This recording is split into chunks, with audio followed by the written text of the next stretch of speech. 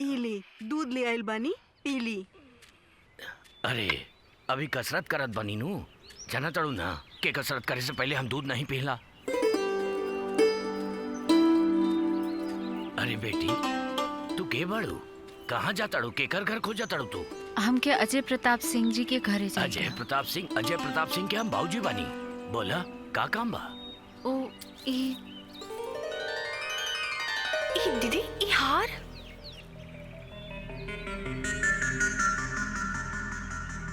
ई हार तोहरे पास कहाँ से आइल? ई त हमनी के खानदानी जेवर बा। ओ विजय हमके बस में। विजय हमार पोता बा, पहले बोला बात का बा। बेटा तोहरा विजय के कैसे मालूम बा? और विजय से तोहरा का रिश्ता बा बेटा? अरे माई ई भौजी है। भौजी? भौजी? हाँ ना ना ओ विजय। भौजी तोहरा बारे में बहुत सुन ले बनी, भैया हमेशा तोहर बात करत रहेले। विजय एही लड़की का प्यार करेला? ओहो चाची तू का पूछे तड़ू, हम बताओ तनी भौजी के बारे में। प्यार करे ने तब ना भौजी के गले में चैन बा। अरे ऐसन बात नहीं खे।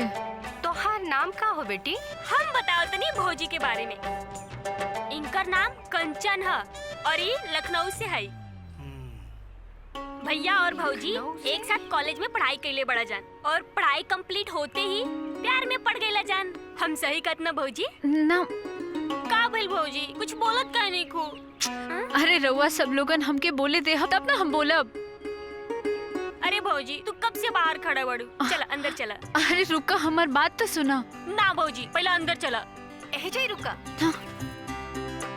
पहली बार बहुरिया घर आइल है, तब बिना स्वागत के अंदर ले जाइबो।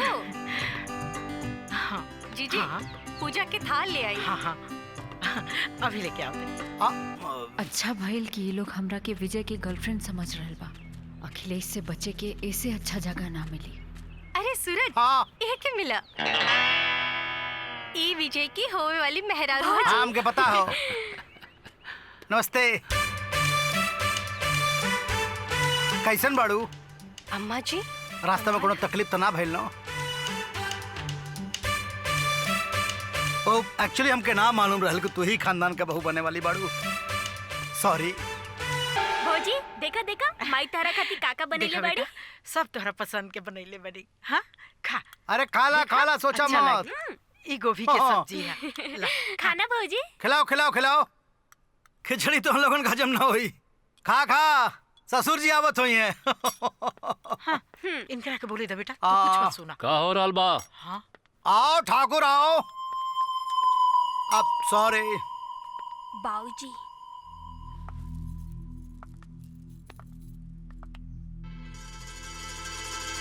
ई बोला बेटी तू के हो? बाऊजी ई भौजी है। चुप। तो से पूछनी है? बोला बेटी तू बोला।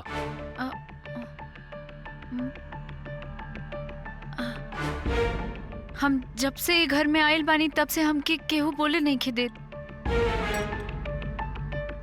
ओ राउर बेटा और हम बस में।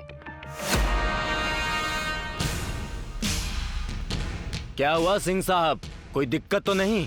एक मिनट रुकिए। हाँ बेटा का कहत रहलू? बोला भौजी अब तू ही बतावा। हाँ बेटी बोला। वो कहा कि राउर बेटा एगो गलती। गलती? का गलती कैले साहू? ना ना बात ही ना है, बात ये है कि। आराम से बताओ बेटा, कौन हो तुम और कहाँ से आई हो? विजय से तुम्हारा संबंध क्या है? ये पुलिस कहाँ से आ गई? रोशनी जल्दी कुछ कर, ना तो भांडा फूट जाई।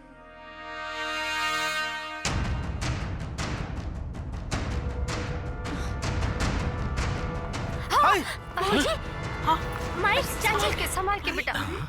तू बेहोश हो गई? पहले देखा है का भैल का बा? अरे भैया हमके तो लागत हो विजय रास्ता में कुछ गड़बड़ कर देले। सारे बाप रे बाप, ब्याह पहले ही। चुप रहा। बिना सोचे समझे जौन मुंह में आवेला बोल देवेला। Sorry sorry. हमके लागत बना सफर में थक गए नहीं। ले चला ले चला ले चला इनके ले चला ले चला। हाँ जल्दी चलो बेटा। हाँ ले चलो माई आराम से। ले जा अंदर ले जा, देखा पहले भैल का बा। जी ले जा ले जा ले जा। आराम से आराम से। हे भगवान, आराम से। बेडरूम में ले जा। बाबूजी खाना खा ली। चुप। सॉरी। यहाँ टेंशन बढ़ल बा तो का खाए के लगल बा। सॉरी